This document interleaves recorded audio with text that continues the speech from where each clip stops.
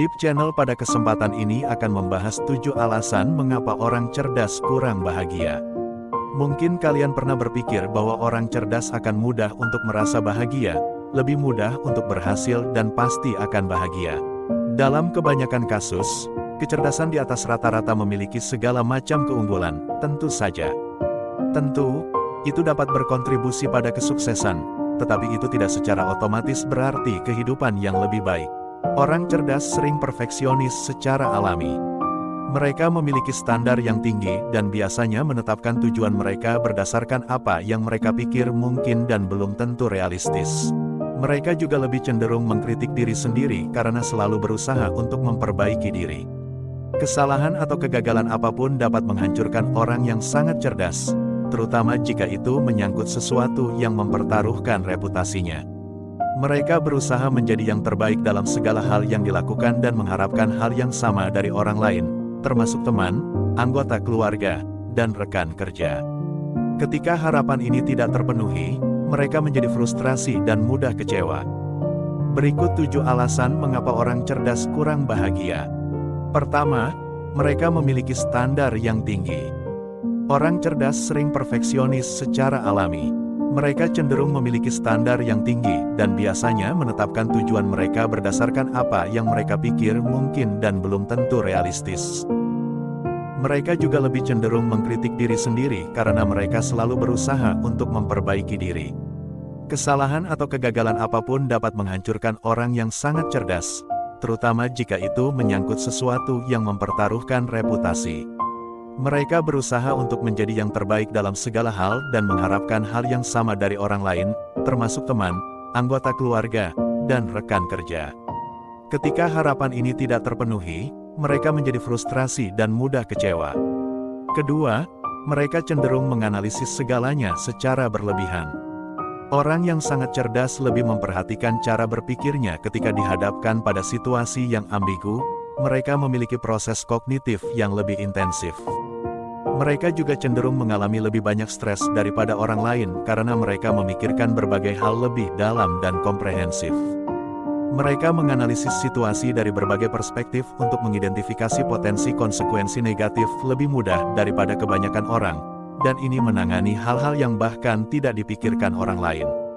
Masalah terbesar dengan semua ini adalah bahwa mereka terus menjalankan skenario bagaimana jika di kepala mereka yang memaksa mereka untuk berpikir berlebihan berulang kali.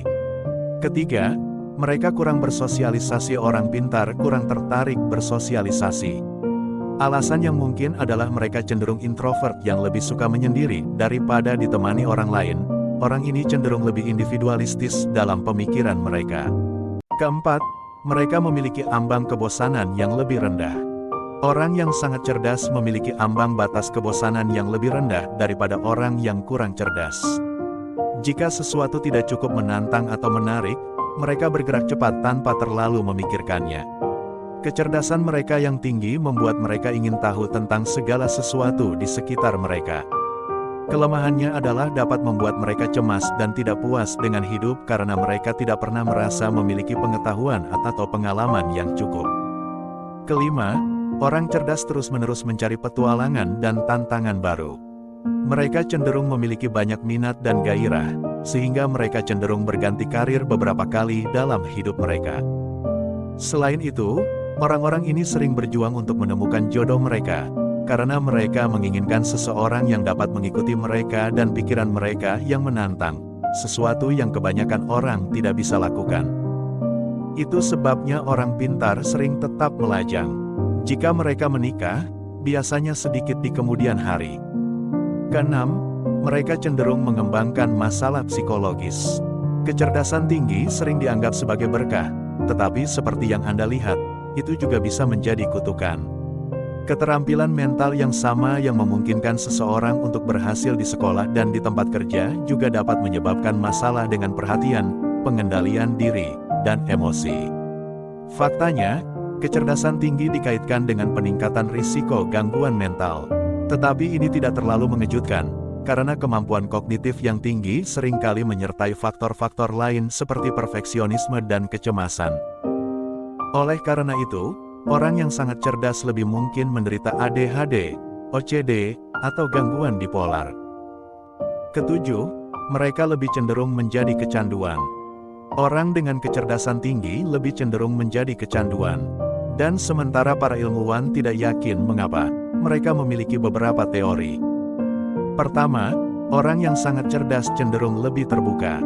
Akibatnya, mereka lebih cenderung mencoba hal-hal baru, termasuk obat-obatan atau alkohol.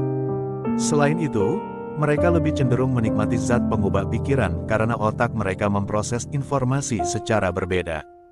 Dan seperti yang saya bahas di poin sebelumnya, orang yang sangat cerdas lebih rentan terhadap depresi dan gangguan kecemasan. Keduanya dapat memicu penyalahgunaan narkoba. Pengaruh otak terhadap kehidupan seseorang sangat besar. Orang pintar sering menghadapi banyak tantangan. Mereka cenderung berjuang lebih dari yang lain.